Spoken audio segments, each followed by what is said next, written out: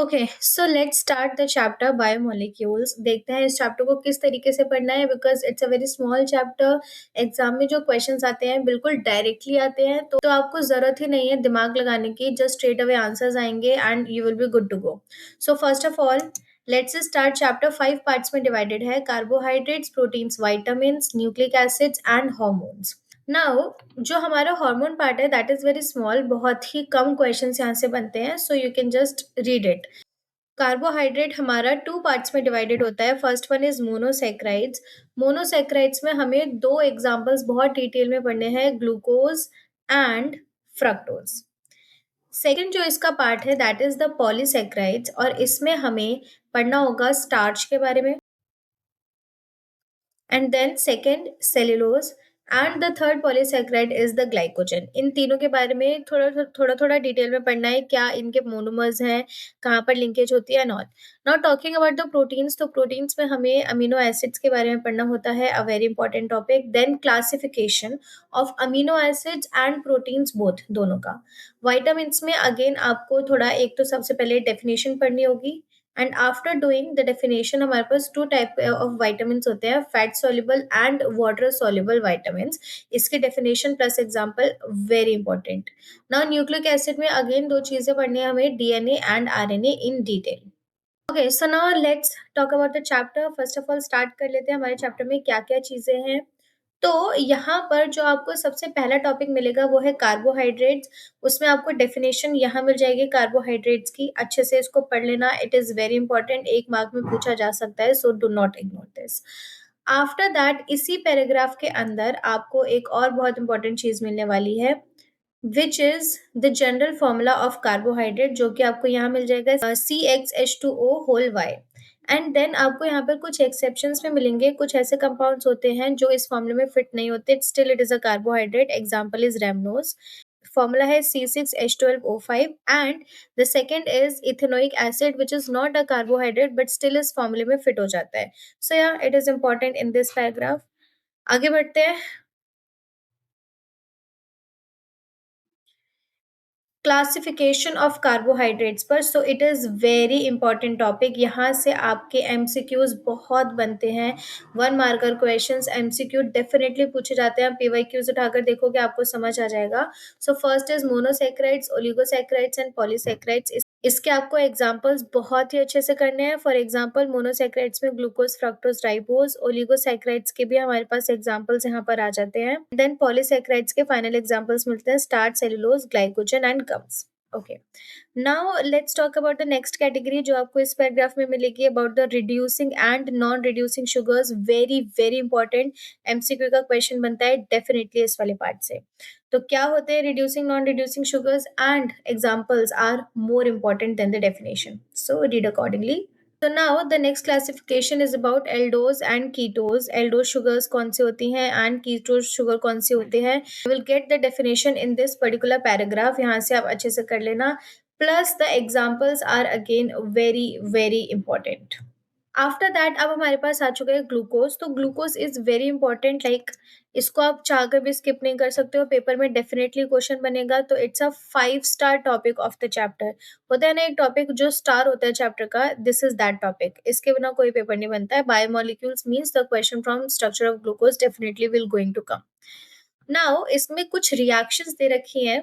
अब इस रिएक्शन को आपको पढ़ना किस तरीके से है, पहले उसको समझते हैं। तो सबसे पहले आपको ये देखना है, फॉर्मूला होता है C6H12O6।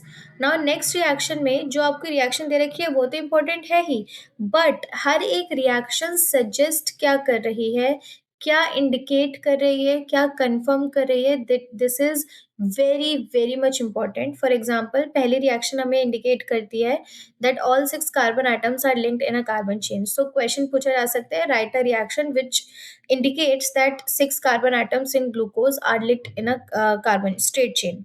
Now next हमें presence of carbonyl group बताती है, उसकी next reaction presence of aldehyde group। Fifth reaction हमें बताती है कि 5 अल्कोहलिक ग्रुप भी प्रेजेंट हैं ग्लूकोज के अंदर। नाउ नेक्स्ट रिएक्शन से हमें पता चलता है कि आपके जो 5 अल्कोहलिक ग्रुप्स थे नाउ स्ट्रक्चर ऑफ ग्लूकोज पढ़ लेना अच्छे से, हो सकता है पेपर में पूछ लिया जाए, so you can not skip it. This is again a very very important question.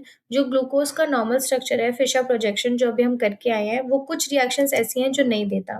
So it's a 5 star question, paper में डेफिनेटली एमसीक्यू या नॉर्मल सब्जेक्टिव क्वेश्चन में पूछ लेते हैं कौन कौन सी ऐसी रिएक्शंस हैं जो ग्लूकोज नहीं देता है। सो यहाँ पर आपको पॉइंट्स मिल जाएंगे। फर्स्ट पॉइंट जो है वो आपका है यहाँ पे, first point is NaHSO3 test, then pentaacetate वाला पॉइंट होगा। एंड यहाँ पर आप, मैं आपको सम अप करके दिखा देती हूँ, ये 3 टेस्ट ग्लूकोज नहीं देता है, 2,4-DNP, Schiff's test, and the second third one is sodium bisulphide test. After that हमें ग्लूकोज की 2 फॉर्म्स में यहाँ पे दी गई हैं, अल्फा एंड बीटा। तो उसका मेल्टिंग पॉइंट ध्यान रख लेना कि अल्फा ग्लूकोज का मेल्टिंग पॉइंट क्या होता है एंड बीटा का क्या होता है, दैट्स इट। नाउ अब एक और इम्पॉर्टेंट पॉइंट हमारे यहाँ पर आता है, which carbon of glucose attach with which carbon, और फिर उसके बाद वो रिंग फॉर्मेशन करता है। तो ये जो आपका हेमी एसिटल बन रहा है वो किस कार्बन से अटैच होकर बन रहा है। सो C1 से C5 की लिंकेज होती है। And then you should know what are anomers. Glucose के जो दोनों फॉर्म्स होते हैं they are anomers. The alpha and beta forms are anomers because ये जो दोनों फॉर्म्स है वो एक ही कार्बन पर अपनी कॉन्फ़िगरेशन चेंज कर दिए, विच इज द कार्बन C1। ये क्वेश्चन भी पेपर में आता है, इसी को हम एनोमेरिक कार्बन बोलते हैं। वेरी इंपॉर्टेंट, एमसीक्यू में पूछा जाता है कि ग्लूकोज के अंदर which carbon of the glucose is anomeric.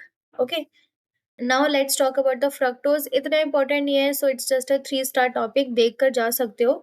इसमें ये ध्यान रखना कि जो आपकी फ्रक्टोज है वो कौन सी शुगर होती है। It's a कीटोज sugar. एंड इसका स्ट्रक्चर किस तरीके से बनता है, इसमें लिंकेज कौन से कार्बन से आती है, and what are the alpha and beta fructose. And alpha and beta fructose में भी अगेन एनोमेरिक कार्बन कौन सा होता है। So in this case the anomeric carbon is C2। ध्यान रखना, बहुत इंपॉर्टेंट है, पेपर में पूछ लिया जाएगा।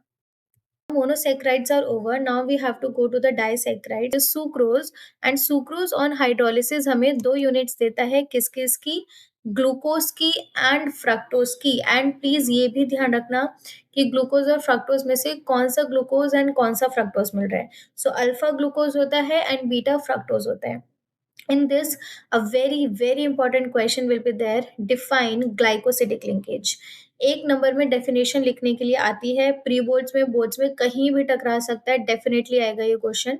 ग्लाइकोसिडिक लिंकेज की डेफिनेशन आप बताओ। तो यहाँ से आप इस डेफिनेशन को पढ़ सकते हो, स्ट्रेट अवे दिया हुआ है। देन हाँ, एंड देन आपको ये और ध्यान से पढ़ना है कि सुक्रोज में ग्लाइकोसिडिक लिंकेज कौन-कौन से कार्बन पर आती है। So C1 and C2 are the carbons, C1 of glucose and C2 of fructose, जहाँ से आपकी ग्लाइकोसिडिक लिंकेज मिल रही है। सुक्रोज एक नॉन रिड्यूसिंग शुगर होता है, ध्यान रखना। And again a very very important question इस पार्ट से आ रहा है, 5 star question, which says, question पूछा जाता है कि सुक्रोज को इन्वर्ट शुगर क्यों कहा जाता है, why sucrose is also named as invert sugar. तो यहाँ पर आपको उसका रीजन प्रॉपरली मिल जाएगा, इसको जरूर पढ़ के जाना। डायरेक्टली इनडायरेक्टली ये क्वेश्चन डेफिनेटली एग्जाम में आता है। Second disaccharide is maltose. तो माल्टोज एक रिड्यूसिंग शुगर है, और सिर्फ आपको ये पढ़ना है कि ये हाइड्रोलिसिस पर क्या देता है। तो 2 units of alpha glucose and glycosidic linkage C1 से C4 पे होती है, that's it. Third disaccharide is lactose. Lactose हमें एक बीटा गैलेक्टोज देता है एंड बीटा ग्लूकोज देता है। It is again a reducing sugar, glycosidic linkage होती है C1 से C4 पे। So yes, important. आ जाते हैं अपने नेक्स्ट टॉपिक पे, विच is the polysaccharides. Number of questions बनते हैं यहाँ से। पहला क्वेश्चन स्टार्च के पार्ट से बनता है, 5 star question. Difference between amylose and amylopectin. बिल्कुल भी छोड़कर मत जाना, 3 पॉइंट्स ऑफ डिफरेंस दिए हुए हैं इन्हीं पैराग्राफ्स में, इसके अलावा कुछ पढ़ना नहीं है, बट इसको अच्छे से पढ़ के जाना है। फर्स्ट पॉइंट हमें यहाँ पर गिवन है अमाइलोज के बारे में, इट इज वाटर सॉल्युबल, पहला पॉइंट मिल गया। Second, constitute 15 to 20% of starch. Third point, it is a long unbranch chain, that's it. यही पॉइंट्स आपको अमाइलोपैक्टिन के लिए भी मिल जाएंगे। इनसॉल्युबल होता है, 80 to 85% ऑफ स्टार्च कॉन्स्टिट्यूट करता है। Third point, it's a branched chain polymer. After that cellulose पर आ जाते हैं। तो सेल्यूलोज का भी बस यही पढ़ना है कि ये क्या मोनोमर देता है ऑन हाइड्रोलिसिस। तो it's a straight chain of beta D glucose. Keep this thing in mind कि ये बीटा ग्लूकोज की यूनिट्स देता है और स्टार्च अल्फा ग्लूकोज दे रहा था। So there is a difference, question आए तो ध्यान से करना है। ग्लाइकोजन को हम एनिमल स्टार्च कहते हैं, क्यों कहते हैं, you will get the reason in this. कहाँ कहाँ प्रेजेंट होता है, liver, muscles, brain, in yeast and fungi. Let's talk about the protein which is the second part of the chapter. तो प्रोटीन्स में सबसे पहले अमीनो एसिड्स पढ़ेंगे because proteins टूटते हैं अमीनो एसिड में। 5 स्टार टॉपिक है, बहुत इंपॉर्टेंट। अमीनो एसिड का जो जनरल स्ट्रक्चर है वो ये है, इसको अच्छे से देख लेना। यहाँ पे आर आपका कुछ भी चेंज हो सकता है, बट यहाँ पर आपको एक बहुत ही इंपॉर्टेंट चीज मिलेगी जो हो सकता है एक वन मार्कर है, जरा एमसीक्यू आपसे पूछ लिया जाए। वो है जो आपका सबसे सिंपलेस्ट अमीनो एसिड है which is glycine. It is the only amino acid which is optically inactive. इसको प्लीज ध्यान में रखना, डेफिनेटली क्वेश्चन बनेगा। Right an amino acid which is optically inactive, तो वेरी इंपॉर्टेंट। नाउ इस टेबल में कुछ अमीनो एसिड्स लर्न कर लेना। हो सकता है एग्जाम्पल्स के फॉर्म में पूछ लिया जाए, so you should know all like some of them. पर अगेन एक बहुत ही इंपॉर्टेंट क्वेश्चन बनता है, right the difference between essential and non essential amino acids. Difference के क्वेश्चंस बहुत पूछे जाते हैं इस चैप्टर से, और ज्यादा है भी नहीं, गिन चुन के 2 या 3 डिफरेंसेस ही हैं। So it is one of them, it's a 5 star question, again very important. And इसके एग्जाम्पल जरूर लर्न कर लेना। जो टेबल है वहां पर आपको असेंशियल अमीनो एसिड्स मिल जाएंगे जिसके ऊपर स्टार लगा हुआ है। Learn at least 2 to 3। Now after that again यहाँ पर अमीनो एसिड का क्वेश्चन आता है कि अमीनो एसिड्स सॉल्ट्स की तरह बिहेव क्यों करते हैं रादर देन एसिड्स और बेस। तो you will get the answer here. Then again amino acid के ज्विटर आयन फॉर्म पर आपको एक क्वेश्चन मिलता है कि जो अमीनो एसिड्स है वो ज्विटर आयन के फॉर्म में क्यों एग्जिस्ट करता है। So you will get the answer. Then again एक बहुत इंपॉर्टेंट टॉपिक, यहाँ पर 1 मार्कर क्वेश्चन आपको मिलेगा, define peptide linkage. Very very important. Peptide linkage की डेफिनेशन डायरेक्ट स्ट्रेट अवे पूछी जाती है। कभी कभी आपसे ये भी पूछते हैं कि जब 2 अमीनो एसिड्स जुड़ते हैं तो how many peptide linkage will be involve. So अगर 2 आप अमीनो एसिड जोड़ोगे तो 1 will be involve. 3 acid join करते हो तो 2 peptide linkage will be there, so it will make the dipeptide bond and so on. Now the next is fibrous and the globular protein. You will again get a question difference based, difference between fibrous and globular protein। important है, important है because it is one of the difference question। तो इसमें आपको क्या करना है, difference आपको यही मिल जाएंगे, कहीं भी जाने की जरूरत नहीं है। तो इसको हम देख लेते हैं कहाँ कहाँ पे हमें मिल रहा है। सो सबसे पहले तो एग्जांपल्स, फाइब्रस के लिए केराटिन, मायोसिन, एंड देन किस टाइप का स्ट्रक्चर होता है, एंड देन अगेन ग्लोबुलर के लिए भी सेम थिंग। एग्जांपल्स हैं इसके insulin, albumin, and then again the same structure points. Primary, secondary और टर्शियरी के बारे में थोड़ा बहुत पढ़कर जा सकते हो, it's not that much important. हो सकता है बन जाए क्वेश्चन, बट इतना नहीं पूछा जाता।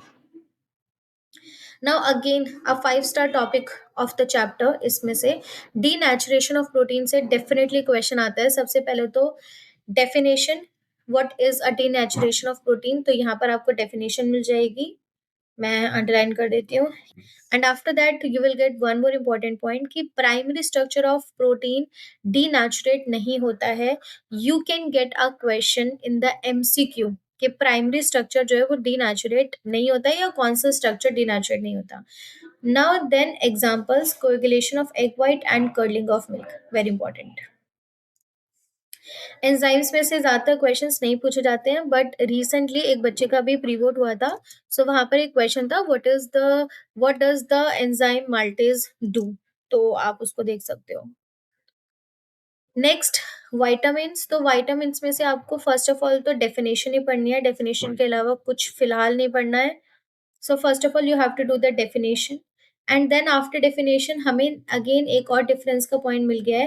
What is the difference, what is the difference between fat and water soluble vitamin, very important।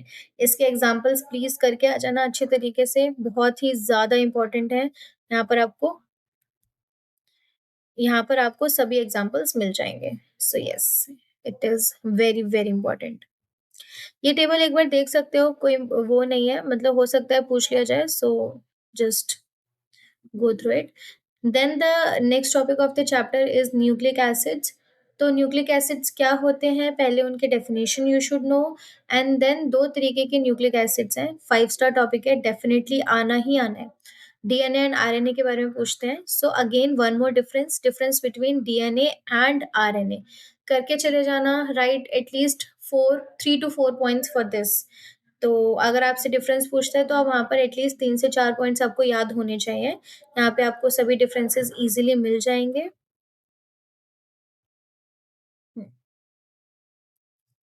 First and second difference. Now यहाँ पर एक चीज बहुत इंपॉर्टेंट है, डीएनए और आरएनए के बेसिस कौन कौन से होते हैं।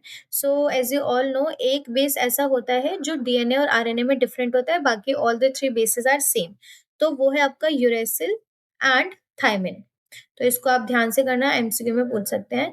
Now the next is about the difference between nucleoside and nucleotides. Important है, पेपर में पूछा जाता है, डिफरेंस बताओ न्यूक्लियोसाइड एंड न्यूक्लियोटाइड्स के बारे में। सो इजी है, यहीं पर आपको इसकी डेफिनेशन मिल जाएगी। That's it. Yes, it is a 5 star topic.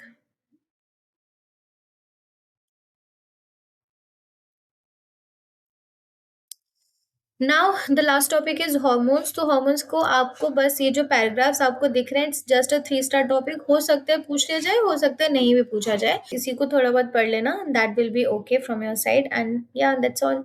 I hope it helps.